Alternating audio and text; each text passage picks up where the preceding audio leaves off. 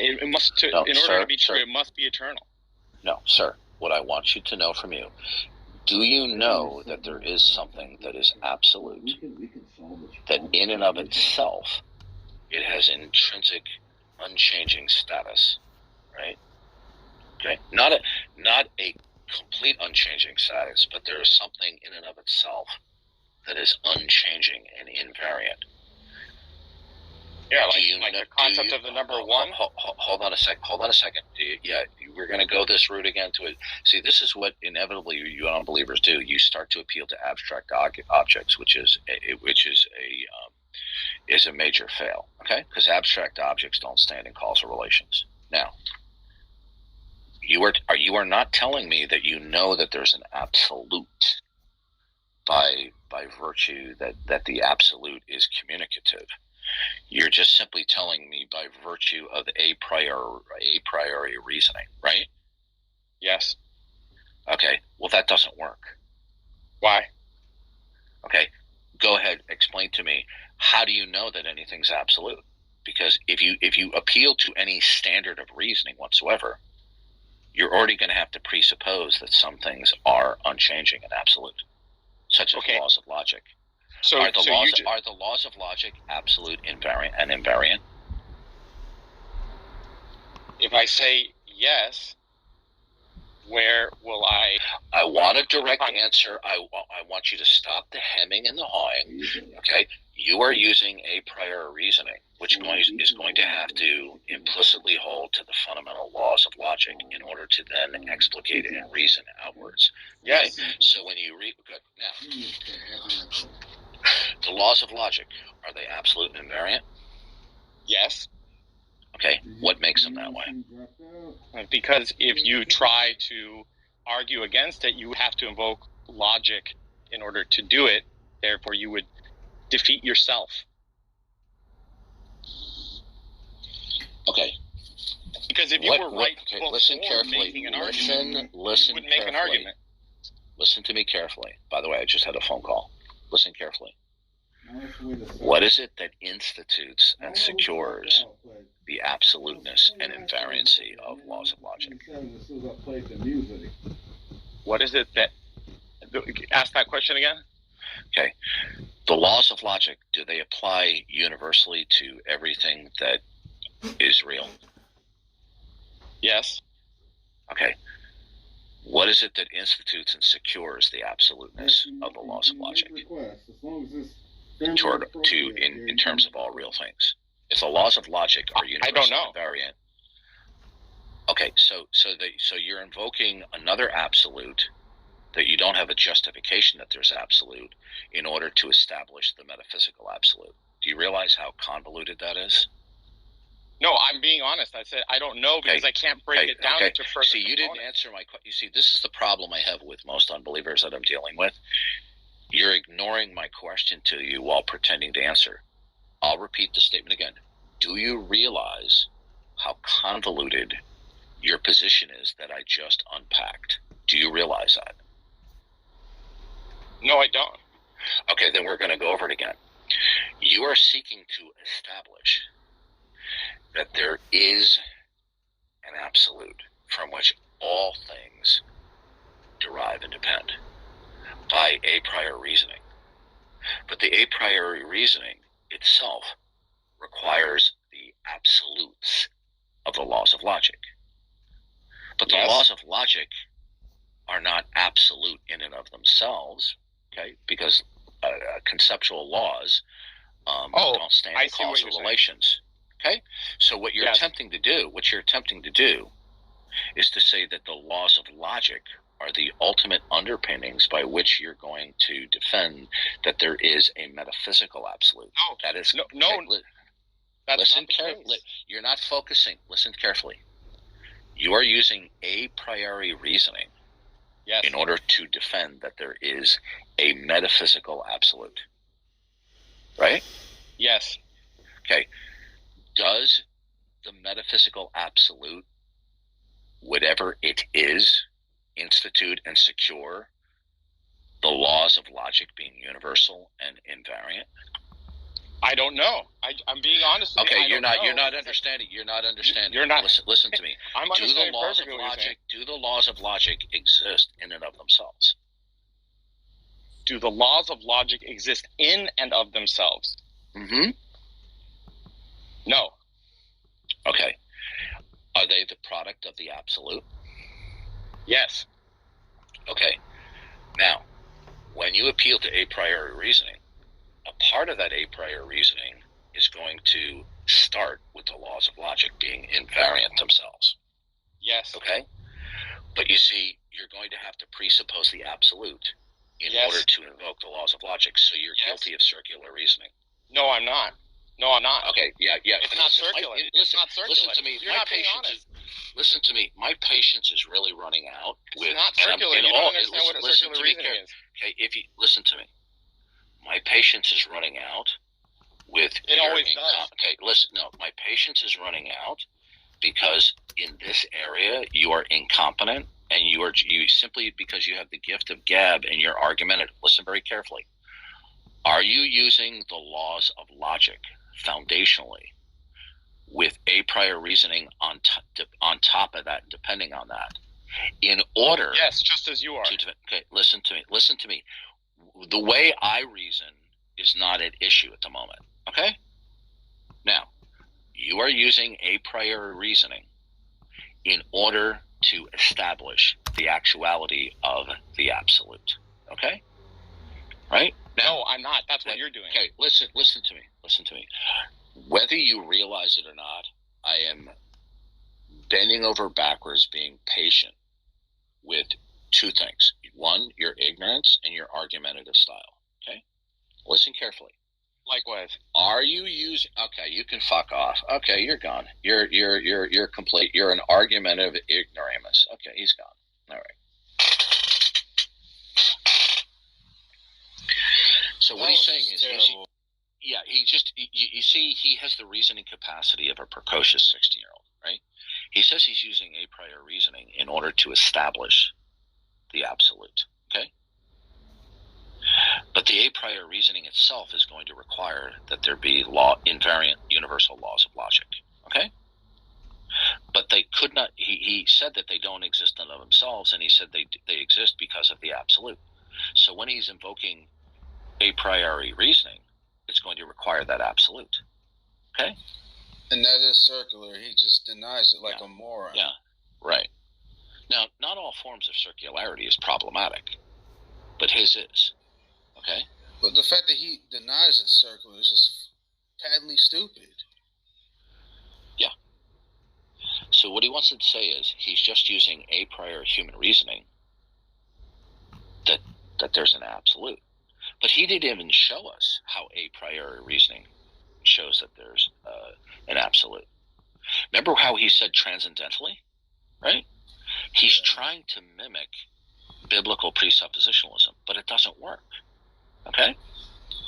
Because you see, we're coming from two different worldviews. If we were in the same worldview, he might be able to get away with that. But we're not. Okay? So K1 is, what's up? Right. Hi.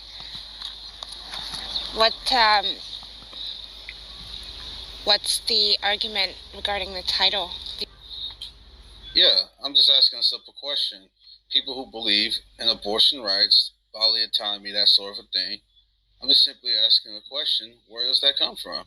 You believe the right to abortion exists, where do you get it from?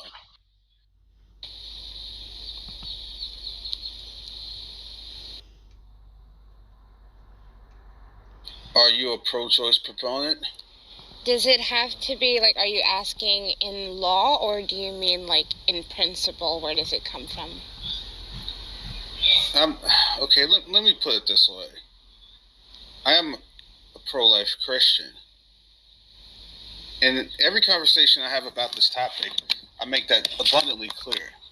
If I am going to ground my argument against abortion and for the for the pro-life argument, I'm going to say that you shouldn't kill human beings in the womb simply because of the fact that they're made in God's image, and you don't have a biblical justification to do so. So that would be my reference point for why I think you cannot kill the baby in the womb. So I'm simply asking you, what is your foundational or ultimate point of reference in which you stipulate things like abortion rights if you hold to that view?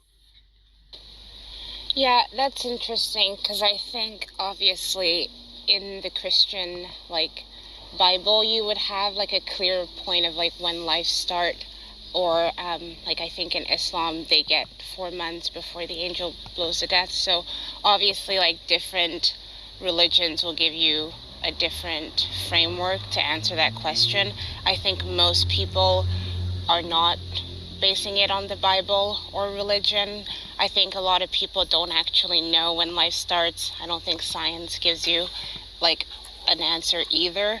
So I don't think that it matters, because it's even if you say it starts at, say at conception, and somebody else tells you it starts at 4 months, and somebody else tells you I can abort until the law tells me is okay, kind of thing. It's which one of these ones is supposed to rule over one another, because it's not like we're living in a theocracy, right? So I don't know that it matters. I think that only matters individually. It's if individually you think it starts at conception, then don't get an abortion, right? Well, what is your view on this issue? That you would have to. Well, that is my view. It's that it doesn't mean that you have to impose that on another person, because I don't think it would be fair in that. So you take the pro-choice stance, am I correct? Yeah, I would. In terms of the law, I think that people should be able to abort until reasonable all right time. So again, the question is, where does the right to abortion come from? And no one has been able to answer this question to us for 125 days now. Maybe you'll be the person to finally answer that question logically. So if you believe a woman has a right to her body choice or reproductive rights, or however you want to cash it out, where does that right come from? Do you know?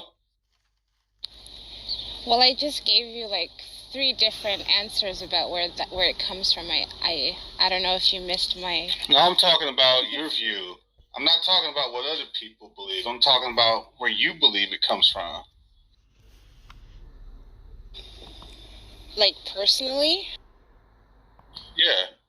I told you my foundational position ultimately comes from God. Where does yours come from ultimately, in which you stipulate a right exists on this level? Where does that come from? Well, my personal beliefs on it are not pro-choice ones, so that's why I don't think it matters what I think personally in this topic. Well, you said you were pro-choice. You just said that. Yeah, I am, but I also said at the beginning that if you personally think that life begins at conception, you can just individually not abort. Look, right? Because it's like I said also, because do you believe women have the right over their bodies, yes or no? Yeah, of course. Do you believe within reasonable parameters they have a right to terminate the fetus? Sorry, can you repeat that? You said, do you believe within, I think you also said this yourself, you believe within reasonable parameters women have the right to terminate the fetus, correct? Yeah. Where does that right come from?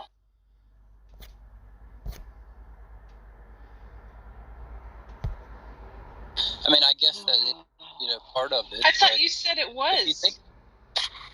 No, look, I said that there's no reason that follows from the antecedent causes to prefer one or the other, right? In an underdetermined situation, that you can choose. I'm looking at it but I'm looking at it from God's point of view. From God's point of view, this Salvation Act had to happen. Do you agree with that? It's necessary. It's.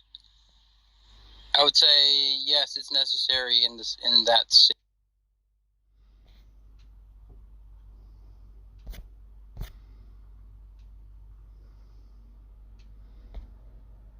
To act in a way to bring it about.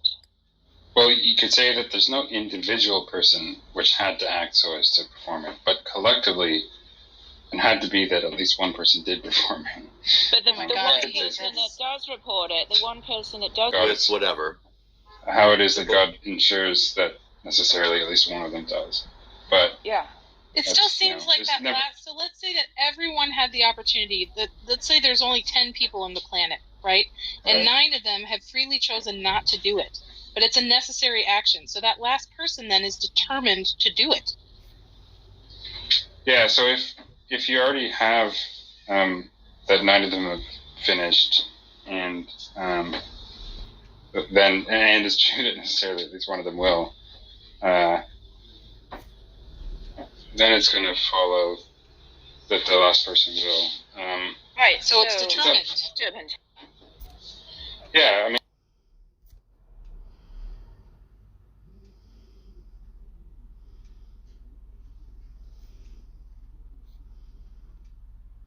Any objective grounds to stipulate rights on this topic, then, do you? I don't believe anybody does. So you just believe it because you feel it. You just pull it out of thin air. Well, okay. Feels equals reals. So the pedophile who believes that they have a right to molest children, they say their feels equals reals, right? Such a misconception. How do you solve How do you solve that? How do you solve that problem? Oh, you literally said feels comparing two things that are incomparable. You literally said feels. Hold on, be quiet. You literally said feels equals reals in this topic. How do you solve that problem? And be quiet. And once again, what the a pedophile can rude say piece of shit. Pedophile. Yeah, take a hike. See ya. Don't let the door hit you on the way out. Tone, you and I disagree. Once again, the pedophile can say the exact same thing and say he has the right because he says so. Feels equals reals, correct? Sure. Yes, that's what they do. Right. But we as a society have decided that he's wrong. Why does society matter? Well, because you have to share space with people, so you come up with rules on how to... Again, that doesn't answer the question, what society? Well, depends which society you're talking about. Say a country. The country's determined their own rules. Yes, that's what politics is for. Yeah. You say it should be illegal. You have no objective grounds to ground or assert abortion rights at all, then, do you? No, of course not. It's a personal opinion. So you just pull it out of thin air. You just say because you feel it, it's the case. You're actually part of the problem, not part of the solution. So you don't have any objective determination to ground what you're talking about when you stipulate rights. You just don't have it. Okay. How do you solve that problem? Well, you solve that problem with a rational worldview. It's called Christianity. Okay, but people still disagree, right? Yes, so what? So you haven't solved the problem. Do you know what transcendental argument is? Yes, I'm not sure what that's got to do with abortion. What it has to do with this, the fact that if you're going to have a coherent worldview to ground any ethics whatsoever, it's going to be based on the fact that the worldview you're talking about is going to have the necessary preconditions for rationality, intelligibility, and so on and so forth. Right, and that would work. And that would work if everybody agrees with your worldview, correct? No, arguments have nothing to do with whether people agree with them or not.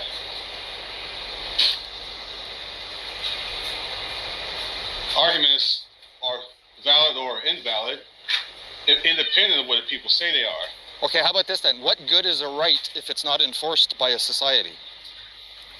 It isn't. Well, exactly. So you're saying that all unborn children have the right to life, correct? Yes. But in effect, they don't, correct? Well, society doesn't enforce it, but God does. Whether people want to carry out God's law is another matter. In which case they'll be judged for it if they don't. Fine. So So God will do the judging. Yeah. And while we're here, we determine what we think is correct and not. So, what I'm saying is, you don't have any philosophical grounding to stipulate rights on this issue at all. Yeah, but you claim you have it, but it's not working anyway. So what good is it? What is your standard of it works? What does that mean? Well, you say in order to say something doesn't work, that presupposes a standard of what something working means. Well, if I say it works, I don't know, to be hygienically healthy. And what I'm saying is, you should be hygienically healthy because it increases your chances of not getting sick. It increases your chances of living longer. It works because it promotes a personal physiological well-being state. You gotta have an object of what you're talking about when you say something does or doesn't work. So when you say my argument doesn't work, you have to have an object of what is your standard for what something means to work or not work. What is your object? Okay, perhaps I misspoke. I meant it's not effective. Because your philosophy says that every unborn child has the right to life. Who? Not effective to who? Well, in reality. Because your philosophy. What does that mean? Your philosophy says that every reality is an abstraction of the set of all real entities. Your philosophy states that all unborn children have the right to life, correct? No, you just pulling crap out of thin air. You said my standard. You say my standard doesn't work in reality. Right. Reality is just the abstract concept. It's just an abstraction of the set of all real entities. That's all it is. You're just saying my standard doesn't work due to the set of all real things. That doesn't make any sense. Well, no, okay, let's try it this way. Your philosophy states Hold on. Did you say my standard doesn't work due to reality? It's not effective. No, you said it doesn't work due to reality. Perhaps I misspoke. Well, here, this is what I'm trying to get to. Twice now. Okay, here's what I'm trying to get to. Your philosophy says that all unborn children have the right to life. But that's not the case in the real world that we live in. Okay, I'm talking about, are we discussing ethics here? Or are we talking about what is going on in the world? Obviously, we're talking about in terms of certain places, abortion is illegal, and in certain places, abortion is not legal. Right. So what? That has nothing to do with the argument at hand. The reason why there's a debate is because there's a philosophical disagreement. There's a worldview disagreement. Yes. So simply talking about what is the case is a red herring. Okay, I thought we were talking about abortion, which is a reality. Yeah, we're talking about the justification of said view. And when people talk about they have the right to that view, where does that come from? And they can't answer the question, and they haven't been able to answer the question for 125 days. It's my personal opinion. And your personal opinion. So a pedophile has a personal opinion to be a child molester. Yes, he does. So that makes it true or rational. To him, maybe, I don't know, but we've decided that that's harmful and we're not going to allow that. Why does society matter? Because we have to live in it. We don't have to live in nothing. Well, I prefer. You can kill yourself whenever you want. You can kill yourself whenever you want to. You don't have to do anything. Right, but I prefer not to. So those of us who don't want to kill ourselves and want to live in a society, we set up the rules. And you don't get what ought to be the case merely from what is the case. That is the is-ought fallacy. Are you aware what that is? Oh, I'm not saying what it ought to be. I'm saying it's my opinion that this is what we should do.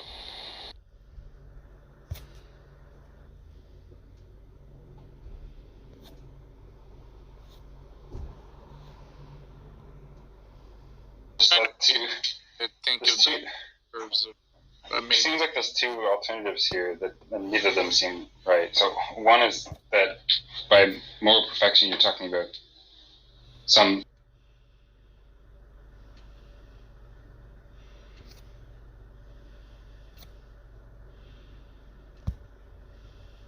Now, if you're going to stipulate abortion rights, you should say, well, it's your opinion. Well, yes. So you're not really getting that from anywhere. You don't have any ontological or concrete grounding for where you make your assertions, do you? No, I don't think anyone does. How do you know no one does? That's, again, my opinion. So you just reason off your opinion. If you're just going to keep reasoning off your opinion, then the conversation between us two is going to be over. Okay. See ya.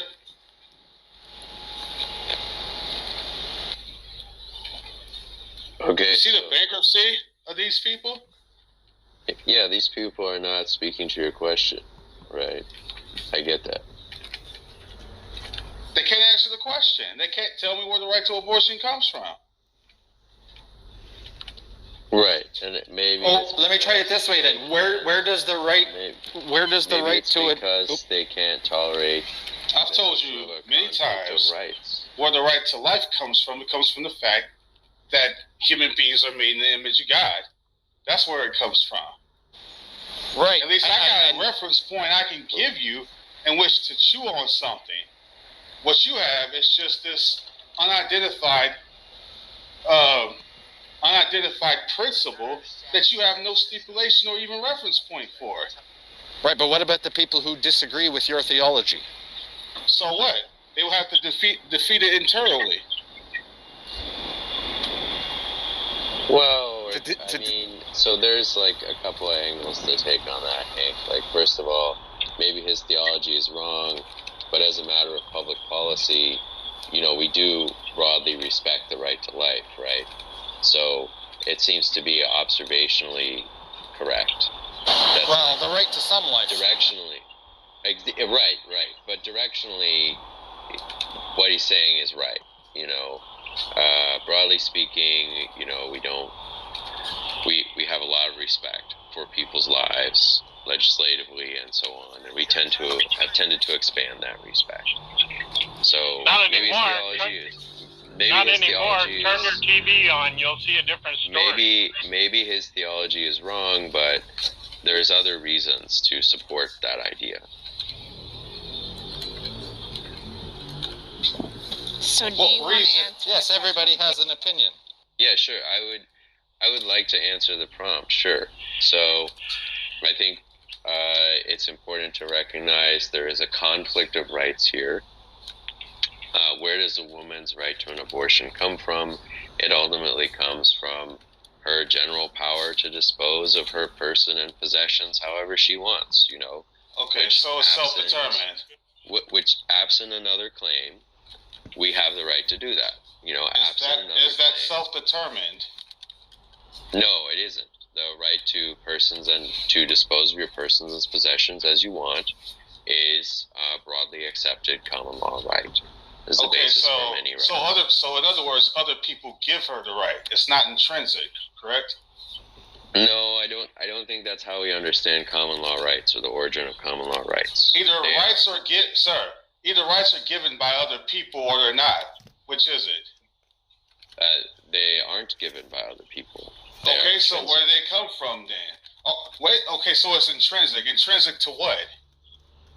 We don't know. So how do you know they exist? You're just saying the right exists in virtue of I don't know. So you're speculating. The way that we know they exist is through our experience with public policy. Then if someone intuits that, well, I intuit that women don't have the right to abortion. How are you going to say that they're wrong? I did not say the word intuit. Well, you said they're intrinsic. Do you know that? I did not say intuiting anything. I said we have. But I'm asking you, do you know that by way of intuition? No, I do not. Okay, then how do you determine these rights are intrinsic? How do you determine that? We have determined them by experience.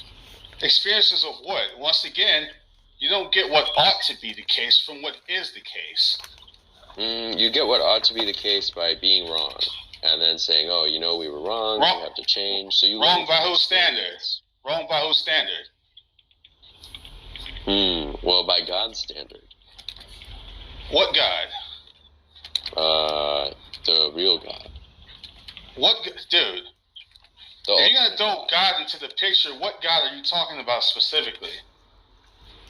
Tom, that's not a question I think any person can correctly answer, is it? Then quit throwing stuff and bring crap up. You don't know what you're talking about. Stop stipulating things you can't ground. I can answer that question very easy. Yeah. If you ask me which God, I'll tell you, Jesus Christ. Amen. That's right. Okay. If that's all you mean as an answer, that's fine. But you're just randomly throwing out the word God, and you can't even stipulate what God you're talking about. Well, I don't. You're just pulling crap out of thin air. How specific you wanted that question to be? I mean, if you're saying, I can say Jesus Christ instead of God, and that's enough. That's fine. But I thought you were asking me to. Isn't it amazing, Paul, how none of these people can answer the question? You specifically asked him which. You specifically asked him. What does that mean? Which God? What does hey, Jesus shut Christ up! mean? You're over talking me. Can you define Jesus I'm gonna move you Christ? to the audience. Bye bye. You specifically asked him which God, and he couldn't answer. No, it just says the God, whatever the hell that even means. Yeah, and then he made the claim that, oh, no one can answer that question. He knew exactly what you meant. Oh, I didn't know you were wanting to be specific. Well, speak English? Which God? That's a request for you to be specific. Yep. This is amazing, man. After all this time, they still can't answer this question. This should be so easy for them to answer. They've been arguing this in at least United States culture for 50 years almost, okay? They've had more than enough time to be able to answer this question, and they can't do it. 125 days, no answer to the question. Amazing.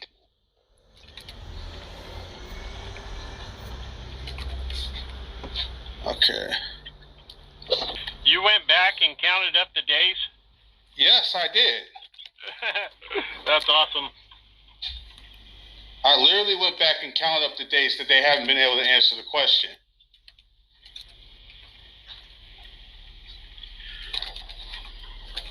Look, gentlemen, there is only one God, so I'm not sure what you're trying to ask me there, but I mean, if you want to say I can gloss God to Jesus Christ, then that's enough to answer your question. That's fine. Okay, but then we can continue from that point. I don't believe you. How could you not know when he asked you to be specific by which God? What is the other God? What is the other God? What do you mean, which God? There is no other God. Well, then why wouldn't you just say Jesus Christ then if there's no other God? You're playing a game. No, on the contrary, I didn't think this question made any sense. I'm like, what do you mean? Like, how am I defining God? Dude, okay, stop this, Carver. Stop this crap. You brought up the word God. Did you not bring up the word God? There is one God, yes, and I brought up God. Okay, so I asked you which God. Is that a legitimate question? I don't think so, no. Yeah, get the hell out of here. Wow. Just trying to play games. Unbelievable. You mentioned God, and I asked you, what God are you talking about? He says that's not a legitimate question. These people are scumbags. Wow. Well, then he kind of contradicted himself and said, well, there's only one God, Jesus Christ. I'm not going to reason. So why didn't he just say that? Exactly. I'm not going to reason with morons.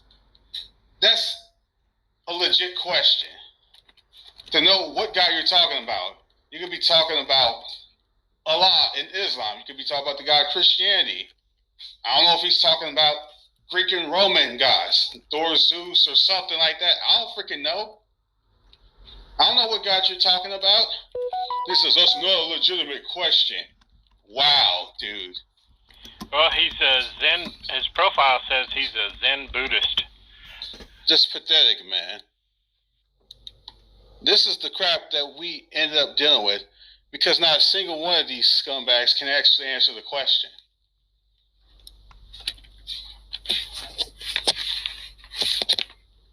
And they admit that they essentially admit that they can't answer the question. This is amazing. How many more days do we have to go to where they can't answer the question? 125 more?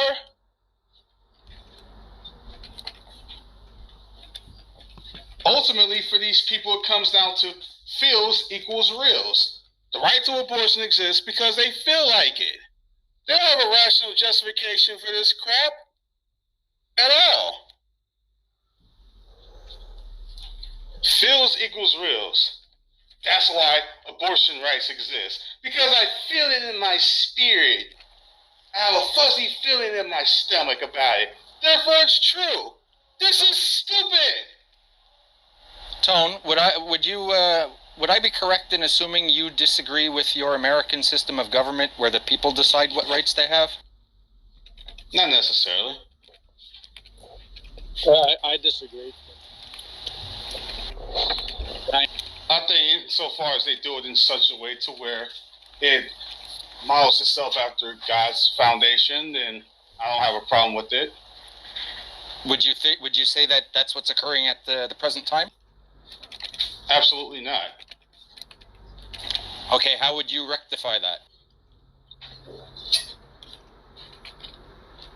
Well, we would have to rectify things on a cultural level because I'm a proponent and a true believer in you got to impact the culture before you impact the laws. So politics. Conversations like this, one person at a time. Can I take a stab at it? Mm-hmm. Yeah, I firmly believe that rights do not come from the government. They are inalienable. So, for example, we have the right to speak out against our government, period. We have the right to life, period. And the Constitution cannot infringe on those rights that we already have. So that is called a negative right, meaning we have the right for it not to be infringed. The only really positive right we have traditionally in the Constitution is the right to a fair trial, which even then scale up. So no, I do not believe that at all. That a majority can say that we want to eat this group of people for lunch because they look delicious, and therefore the democracy. No. Well, would you agree that there are, of course, many countries where you cannot criticize your government? Of course, but that doesn't mean it means that they are infringing on that right that is inalienable. Yeah, you can infringe on lots of things. So, what good is a right that's not enforced is what I was asking. You can say you have the right to criticize your government, but clearly in Russia, if you do now, you're going to go to jail. That's correct. It does not change the fact that the right is inalienable and the government should not infringe. Should versus is. It should not. Does it? Yeah, obviously. So what good is a right that's not enforced? Pretty useless, isn't it? It doesn't matter whether it's good or not. It matters, well, number one, that it can be enforced because a negative right can be enforced to full scale at the limit. So the government can always, even if there are 10 trillion people, the government can always not infringe on our right. So, but do they? No, they're constantly trying to violate that right and try to redefine and stuff. But yeah, I think it's hard-won freedom to prevent them from infringing on that right. So, thank God for the Constitution. It helps. But this question isn't germane per se to the topic because you're talking about just the practical application or practice of rights. I'm asking for this philosophical justification of where these rights, like abortion rights, come from. Well, You're switching to something. He's switching to, well, how do we carry out rights in everyday practice? That's a separate topic from what I'm asking about. True. Well, I can say, though, I think you would agree that the Constitution gives equal protection, so that a human life is a human life. Now, we have a new category because of technology of human on the planet that we could all agree upon, no matter what side, which is 21-week gestated baby can live autonomously outside of the mother's womb. And at least at 21 weeks, it deserves the constitutional protection of equal protection, because it's the same. It's a human, so it deserves the equal protection that anybody else gets if it can live on its own, for sure. I believe it starts in conception, but surely you would agree with 21 weeks gestation deserves equal. Paul, I got a question. Would you agree that we should be able to get like a child tax credit even on babies in the gestation period? Sure. Yeah. Yeah. I'm all good about that. Sounds like a good idea. So can we get one person to come up here and answer the question? Where does the right to abortion come from? Sorry. We've been waiting for 125 days, and not one can answer the question. It's amazing.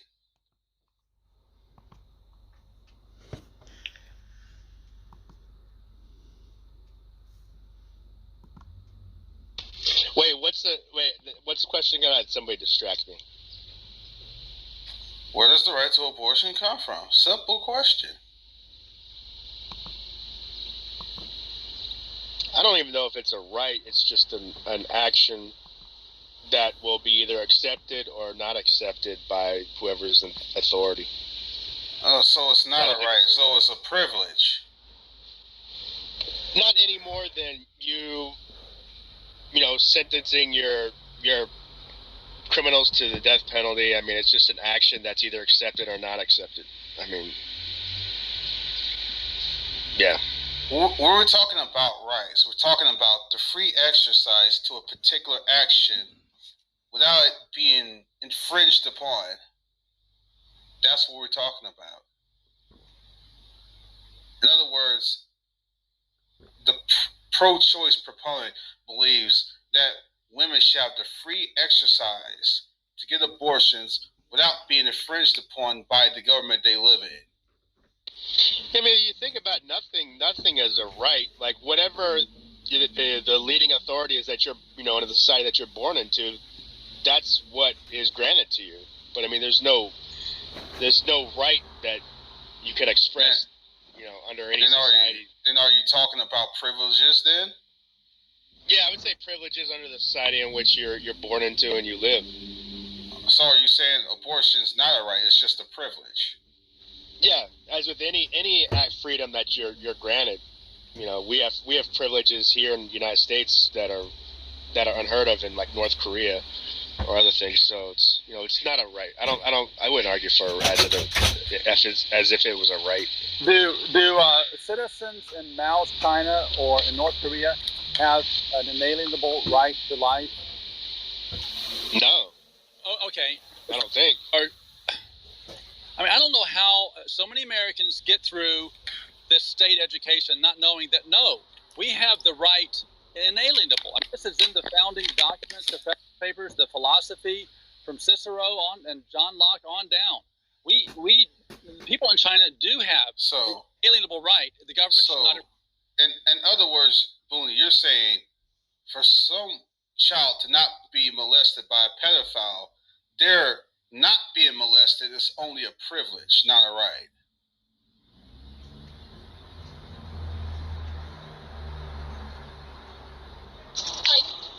I don't know.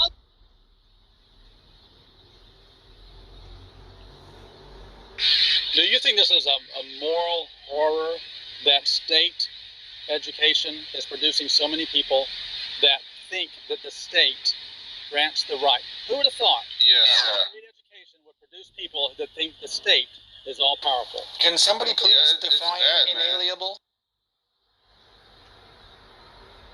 It's inherent, cannot be removed, granted. The founding fathers would call it natural rights, but you could say it's God-given. So an inalienable right can't be taken away? Absolutely not. But what about an inalienable right that is taken away? Then it should. Is it still inalienable? It should versus is. A lot of things that happen. Oh, okay. Should not be taken away, not cannot be taken away. Oh, of course it can be taken away. I can kill people and take away your right. I can take away your stuff. Yeah, inalienable. not. Unable to be taken away from. What? Well, the definition says unable. Unable. That is okay. True. It's true. Yeah, you can't take what sense are we using the word? I guess when we say unable, we're talking about in a more of a transcendental sense, not an actual practical sense. Obviously, Hitler, if he were to gain control and get enough power, he could have wiped out all the Jews in terms of ability. Right. So then it was clearly able to be taken away.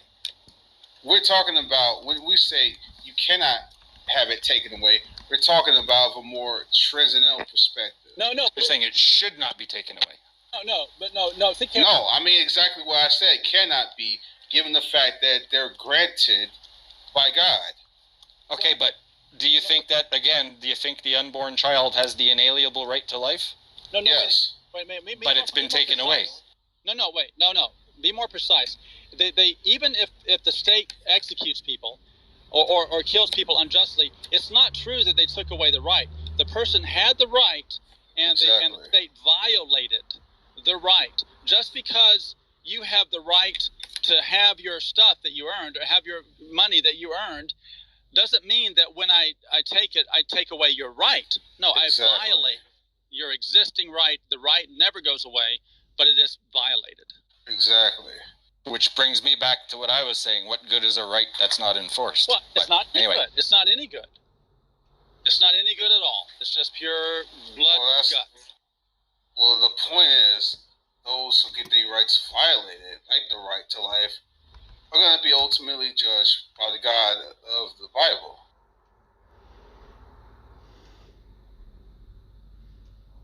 But claiming rights, people that say human rights this, human rights that, it's a strategy for persuasion. But I forgot who it was that said that. What good are rights if they're not respected? So it doesn't even matter.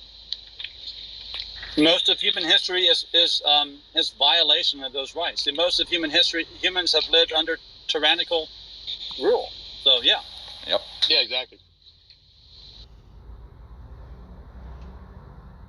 Well, the first thing we have to do is know that when you're living under Mao Zedong, you still have the right to speak out against the government. They can violate it all they want. They can pull your fingernails out. You still have that right, inherent, and nothing can take it away from you. They can violate it. But if people think that they don't have inalienable rights, then they won't fight for them.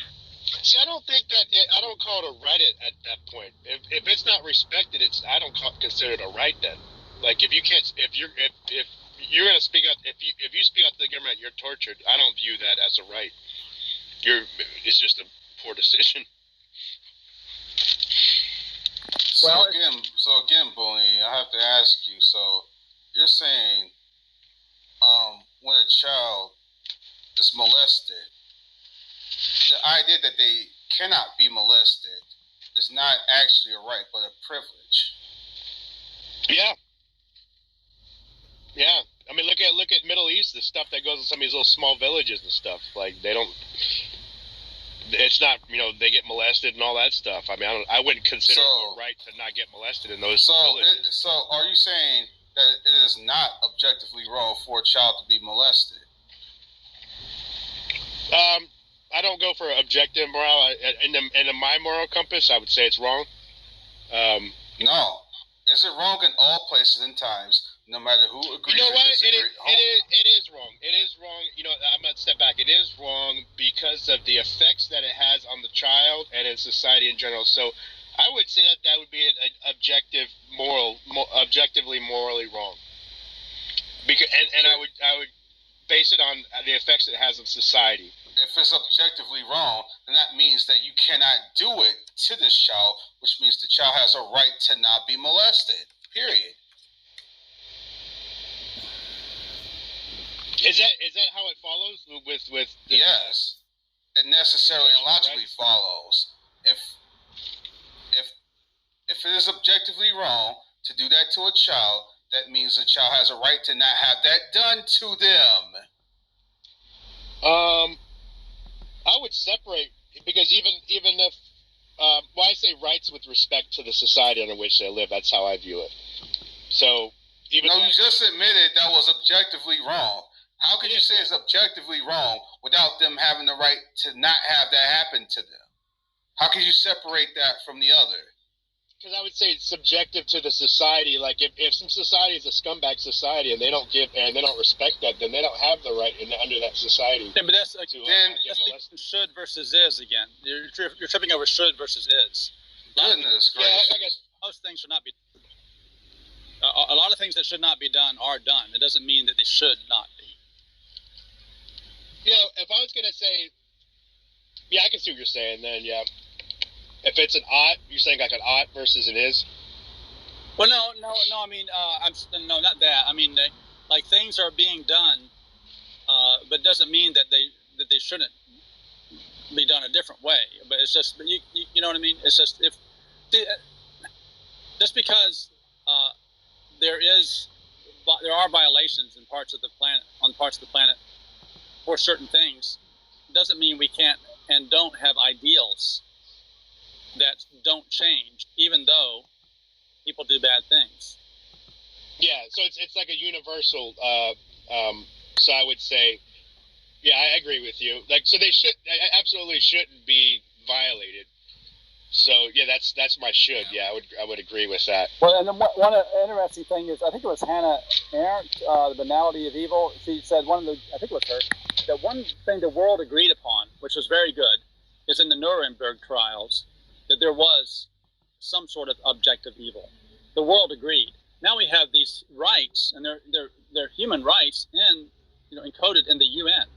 So a large portion of the world agrees that no, you should not be killing babies or killing children for pleasure, or there are things that should not ever happen, and they are rights. Things like the right to live.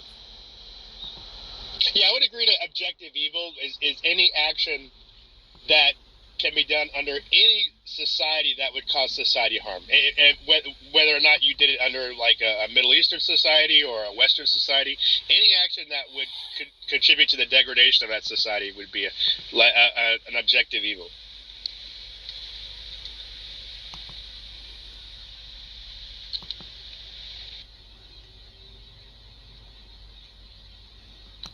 So once again,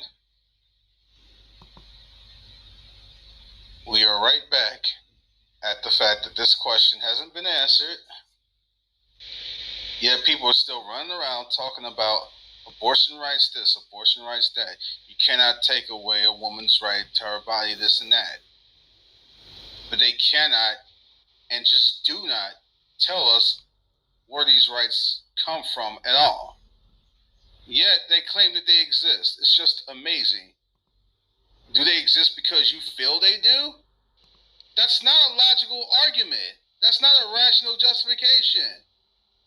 Here's the issue: is that I think they're going with a slippery slope argument, whereas now that you're taking away their autonomy to, their ability to control what's inside their body, then what's next? Are we going to be forced to ingest certain chemicals because we no longer have control of our body, or you could basically at that point start building up, a government can start building up from there and just taking full control of our bodies, making it doing whatever. Yeah, but then the counter argument is the baby, especially at pre-gestation, especially after feeling pain, is a human being and deserves the equal protection under the Constitution. It's not solely the woman's body that we're talking. That's the difference. It's not. Even outside the womb. I mean, it still has to depend on the mother for nourishment if you're breastfeeding. But I think.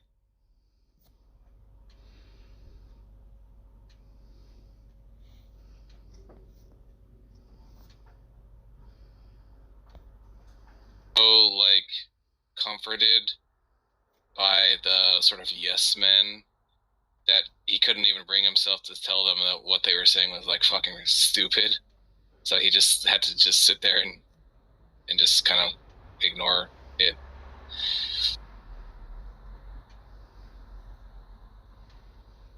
But he did kind of forward the theory himself a bit.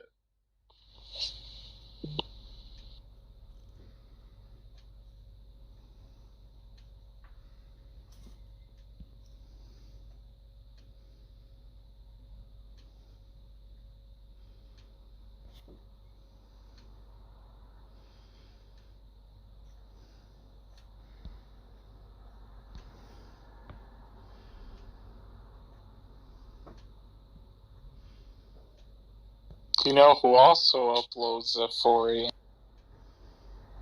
Let's go. Yeah. Billy?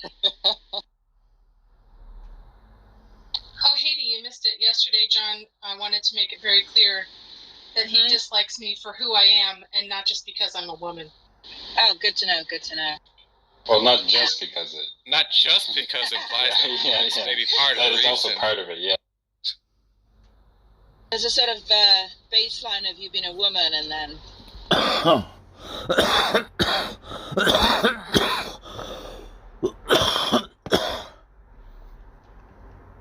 Oh, sorry about that.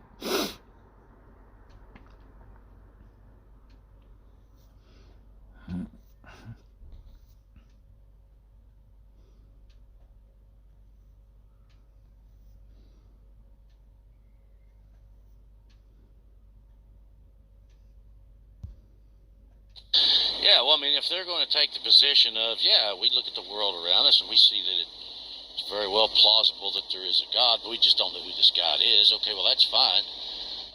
Then, yes, I think it would be